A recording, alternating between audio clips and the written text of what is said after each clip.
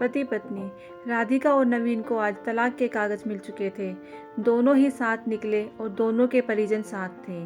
उनके चेहरे पर विजय और सुकून साफ झलक रहे थे। 4 साल के लंबी लड़ाई के बाद आज फैसला हो गया था।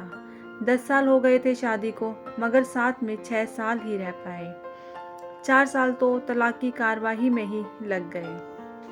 राधिका के हाथ में दहेज के सामान की लिस्ट थी जो उसे नवीन के घर से लेना था, और नवीन के हाथ में गहनों की लिस्ट थी जो राधिका से लेने थे। साथ में कोर्ट का यह आदेश भी था कि नवीन 10 लाख रुपए की राशि राधिका को चुकाएगा। राधिका और नवीन दोनों एक ही टेम्पो पर बैठकर नवीन के घर पहुंचे। राधिका को उसके कुछ चीज़ें नवीन के घर से लेनी थी, इसलिए 4 साल बाद ससुराल जा रही थी। आखिरी बार, बस उसके बाद कभी नहीं जाना था। उधर सभी परिजन अपने अपने घर जा चुके थे। बस तीनों रह गए थे, नवीन, राधिका और राधिका की माँ। नवीन घर में अकेला ही रहता था। उसके माँ बाप और भाई गांव में रहते थे। राधिका और नवीन का एक बेटा भी था जो अभी 8 साल का था। कोर्ट के फैसले के अनुसार बड़ा होने तक वह राधिका के पास रहेगा और नवीन महीने में एक बार उससे मिल सकता है। घर में प्रवेश करते ही पुरानी यादें ताज़ा हो गई। कितनी मेहनत से सजाया था इसको राधिका ने। एक एक चीज़ में उसकी जान बसी थी। सब कुछ उसकी आंखों के सामने बना था। सपनों का घर था उसका। कितने शिद्दत से नवीन ने उसके सपनों को पूरा किया था। नवीन थका हारा सोफे पर बैठ गया और बोला, ले लो जो कुछ भी चाहिए, मैं तुम्हें नहीं रोकूंगा। राधिका ने अब गौर से नवीन को देखा। 4 साल में कितना बदल गया है। बालों में सफ़ेदी झलकने लगी है। शरीर पहले से आधा रह गया है। 4 साल में चेहरे की रौनक गायब हो चुकी थी। वह एक कमरे में गया जहां उसके दहेज का अधिकतर सामान पड़ा हुआ था। सामान बहुत पुराना था, इसलिए कबाड़ की तरह स्टोर रूम में डाल दिया था। दोनों ने लव मैरिज करके शादी की थी। दोनों के घर वाले बहुत मुश्किल से माने थे। एक बार नवीन पीकर बहक गया था और राधिका पर हाथ उठा बैठा। राधिका उस वक्त गुस्से से मायके चली गई थी। न राधिका लौटी और न नवीन उसे लेने गया। इधर नवीन के भाई भाभी और राधिका की माँ इस झगड़े को कोर्ट तक ले गए और दोनों का बस तलाक हो गया। राधिका की माँ बोली, कहाँ है तेरा सामान? इधर तो नहीं दिखता, बेच दिया होगा इस शराबी ने। राधिका बोली, चुप रहो माँ। राधिका को न जाने नवीन को उसके मुंह पर शराबी कहना अच्छा नहीं लगा। फिर स्टोर रूम से पड़े सामानों को लिया। राधिका ने सिर्फ अपना सामान ही लिया। नवीन के सामान को उसने छुआ तक नहीं। उसके बाद राधिका ने नवीन को गहनों से भरा हुआ बैग पकड़ा दिया। नवीन ने बैग वापस राधिका को दे दिए और कहा, रख लो, मुझे नहीं चाहिए, काम आएगा तुम्हारे मुसीबत में। गहनों की कीमत 15 लाख से कम नहीं थी। कोर्ट की बात कोर्ट में ही खत्म हो गई। राधिका, वहाँ तो मुझे भी दुनिया का सबसे बुरा जानवर और शराबी साबित किया गया है। यह सब सुनकर राधिका की माँ ने कहा, नहीं चाहिए हमें यह गहने और 10 लाख रुपए जो कोर्ट ने देने को कहा था। नवीन सोफे से खड़ा हो गया। राधिका ने अपना मुंह फेर लिया।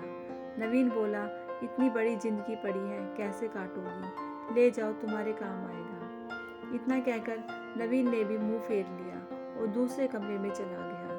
राधिका भी नवीन के पीछे उसके कमरे में चली गई।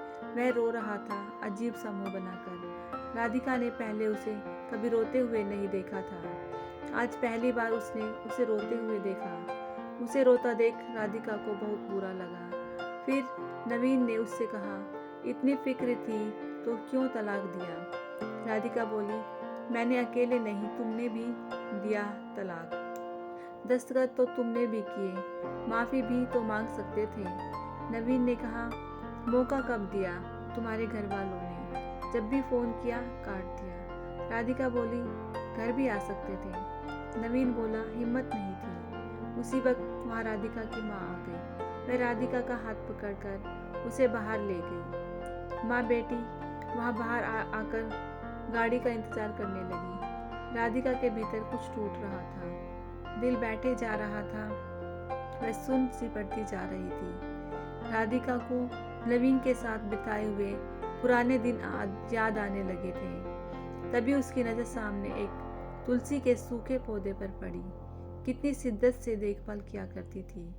वह नहीं थी तो शायद तुलसी के पौधे पर पानी भी नहीं पड़ा। उसकी घबराहट और बढ़ी और वह घर के भीतर चली गई। उसकी माँ ने उसे पीछे से पुकारा, मगर उसने उसे अनसुना कर दिया। नवीन बेड पर उल्टे मुंह पड़ा था। एक बार के लिए उसे उस पर दया आई, लेकिन वह जानती थी अब सब कुछ खत्म हो चुका है, इसलिए उसे भावुक नहीं होना है। उसने अपने कमरे को देखा। कहीं कहीं तो मकड़ी के जाले झूल रहे थे। कितनी नफरत थी उसे मकड़ी के जालों से। कुछ देर बाद उसकी नज़र दीवार पर कुछ फोटो पर पड़ी, जहां वह नवीन से लिपटकर मुस्कुरा रही थी। कितने सुनहरे दिन थे वह। इतने में उसकी माँ फिर आ गई। हाथ पकड़कर फिर उसे बाहर ले आई। बाहर गाड़ी आ गई थी। सामान गाड़ी में डाला जा रहा था। वह गाड़ी में बैठ गए। नवीन गाड़ी की आवाज़ सुनकर बाहर आ गया। अचानक नवीन कान पकड़कर घुटनों के बल बैठ गया और बोला, मत जाओ, माफ़ कर दो। राधिका यही सुनने के लिए पिछले 4 साल से तड़प रही थी। सब्र के सारे बांध एक साथ टूट गए। राधिका ने कोर्ट के फैसले के कागज निकाले और फाड़ दिए और उसकी माँ के कुछ कहने से पहले ही लिपट गई नवीन से। साथ में दोनों बुरी तरह रोते जा रहे थे। दूर खड़ी राधिका की माँ समझ गई कि कोर्ट का आदेश दिलों के सामने ज़्यादा कुछ नहीं। अगर माफ़ी मांगने से ही रिश्ते टूटने से बच गए तो माफ़ी मांग लेनी चाहिए। दोस्तों, अगर आपको यह कहानी पसंद आई होगी तो आप मेरे चैनल को लाइक, शेयर और सब्सक्राइब कीजिएगा। कहानी सुनने के लिए धन्यवाद।